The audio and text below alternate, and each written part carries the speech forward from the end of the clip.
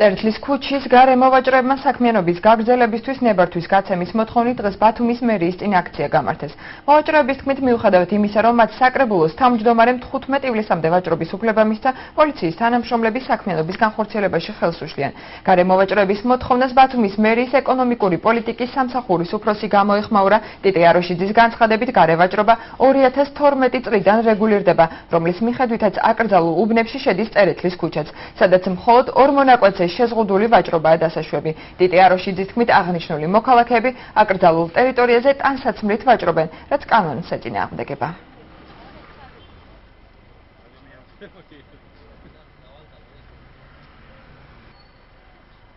მერიდან ასე გადმოგცემთ 15-მდე დაჯექითო და 15-ის მერი ადგილზე და ჩვენ ვთქვით იმეთ, მაგრამ პოლიცია არ გვბანებებს თავს, მე არაო ჩვენთვის არაფერი არ უთქმიანო და არ დეკითო. ვითხოვთ რომ ან დააწესონ გადასახადი, ან რაღაცა დააწესონ რომ ადამიანებმა ხალხმა მაგათად იარსებონ, ხომ არც ფაბრიკა არის, არც სამსახური არის. მე ახლა მეთვითო რო იქიდან მე მაგით მირჩენ თავს მაგათ. ირაკლი შალეიშვილმა როცა ხალხს შეხვდა, მაშინ უთხრა რომ 16 რიცხვი საათი თქვენ იქნებით ივაჭრეთ, გააგრძელეთ, ამოწურეთ ეს ტავარი, ყველაფერი და იჯექით. მეორე დღეს ისევ დაგვესვენ თავს, მერის პოლიციაც ალკე ადექით და ძალიან ისეთ გაურკვეველ მდგომარეობაში ვართ, არ გვესმის.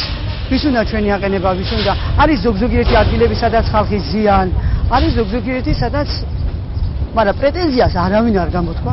საკრებულოს მიერ მიღებულ ნორმატიულ აქტში დანარჩენი სახით წარმოდგენილია გარევაჭრობის ადგილები ქალაქ ბათუმში, სადაც წერტლის ქუჩა არ ფიგურირებს. ერთადერთი წერტლის ქუჩაზე ერთი ადგილია, სადაც საზამთროდან ესვით შეიძლება ვაჭრობა. დანარჩენი ვაჭრობა აკრძალულია წერტლის ქუჩაზე, შესაბამისად ჩვენ ამაზე ნებართვებს ვერ გავცემთ. რაც შეეხება პატრულირებას და შინაგან საქმეთა სამინისტროს მიერ რეგულარულად განხორციელებულ პატრულირებას, ეს არის მათი ესე ვთქვათ უფლებამოსილება და ჩვენს მიერ გადაცემული ინფორმაციის საფუძველზე მთელს ქალაქის ტერიტორიაზე რეგულარულად ახორციელებენ, ასე ვთქვათ, უკანონო და უნებართვო გარევაჭრობის ადგილების აღმოფხვრას.